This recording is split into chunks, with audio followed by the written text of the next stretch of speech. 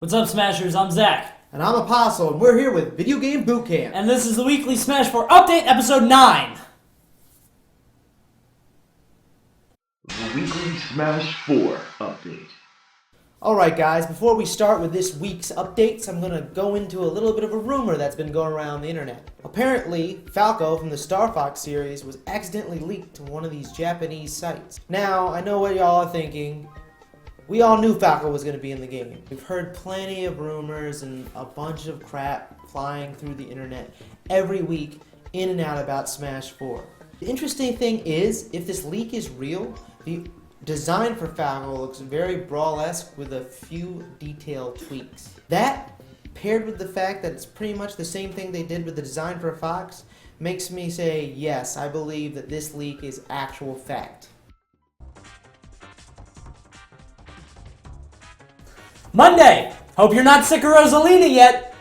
We got another picture of her on Monday using her down special, the Gravitational Pull. Sakurai says that this move is going to pull in all items and objects around her, and she can't do it if she's holding an item.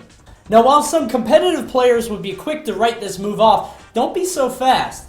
This might set Rosalina up as a counter to Diddy Kong, who's probably going to end up being in the game, or even more abstract characters like Wario, who, again, will probably be in the game, who used a lot of his bike parts in Super Smash Bros. Brawl. If she can pull the items to her and use that to make them her own, she's going to have a lot more control over how the game is played than we've seen in the past. All of this, combined with the stuff that we've already seen about the Luma and the fact that you play with it separately from Rosalina herself, makes Rosalina look like a very difficult character to play as, but probably one with a lot of reward. We're going to have to wait and see how it pans out, but for right now, I'm really excited to see this character and see what some players will be able to do with her.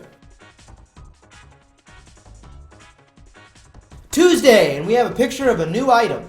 Sakurai is quoted as saying, "The Beetle item from The Legend of Zelda Skyward Sword is a comical item that grabs characters and carries them into the air." Got him! Although I'm not a big fan of item play, this item just looks like the equivalent of another Sis trophy. A character that comes out and does something that's really bothersome and just distracts you from what you're trying to do while you're playing.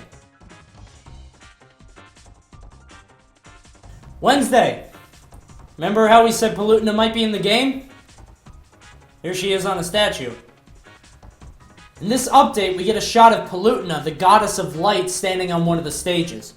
It's probably going to be something kind of like Skyworld was back in Brawl, maybe something more neutral. I don't think we've seen anything about it in the past, though.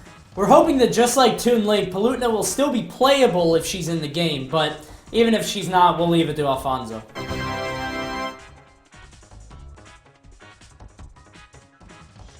Thursday, we have a battle of arrows. Yeah.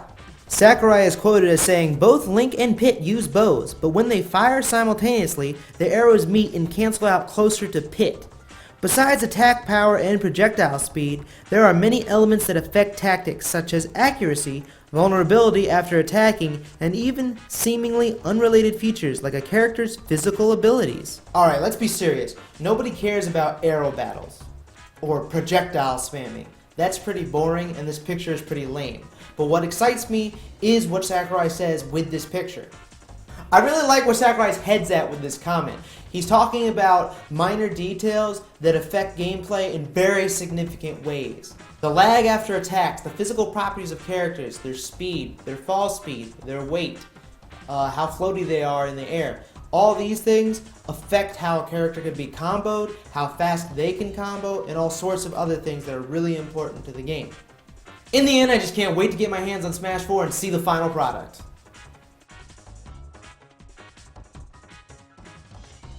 On Friday, Lucario's confirmed, and Mewtwo is pissed. Yeah, I do too.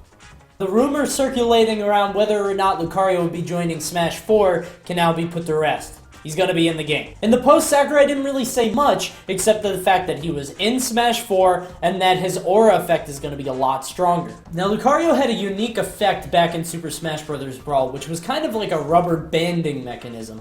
Basically, if you ever put damage on him, he was going to do a lot more damage with his attacks and a lot more knockback. So getting Lucario up to 110, 120, 150% was a really risky proposition. Conversely, this made it so mounting a comeback against Lucario wasn't really all that difficult, just because he wasn't going to do much damage to you while his percentage was low. Lucario was actually a very good character back in Super Smash Bros. Brawl, but it took a very special type of player to harness all of his potential.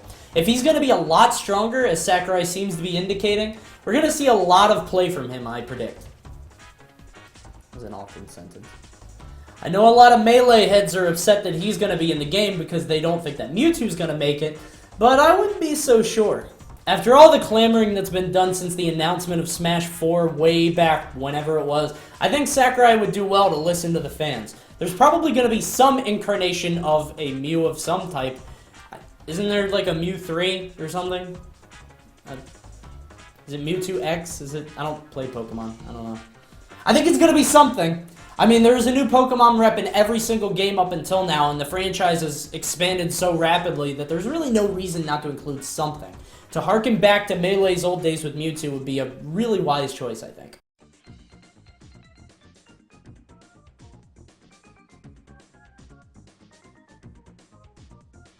Everyone says DeDeDe! So King DeDeDe was... Leave. Go.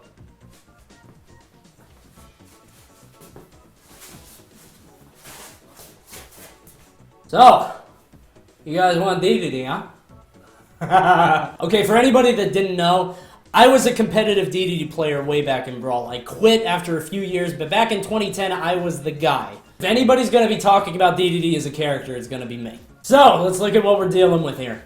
DeDeDe looks a lot different in Smash 4 than he did in Super Smash Bros. Brawl. This kind of makes sense since in Brawl, he didn't really look like any of his other incarnations. This looks a lot more like an anime style, something like Kirby's Right Back At Ya, and he's very expressive.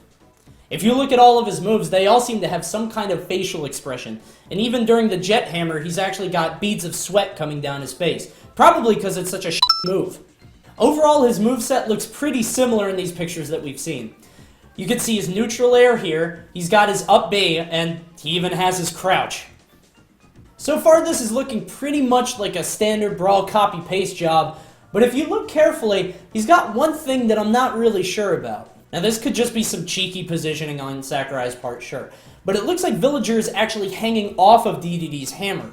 Maybe this is a new grab stance for DeDeDe, or maybe it's some kind of weird interaction between the two. I'm not really sure, but either way, it's got my interest piqued. So just to give you guys a little bit of competitive background, back when Super Smash Bros. Brawl was first released, DeDeDe was an extremely strong character. He was actually third on the tier list under only Meta Knight and Snake.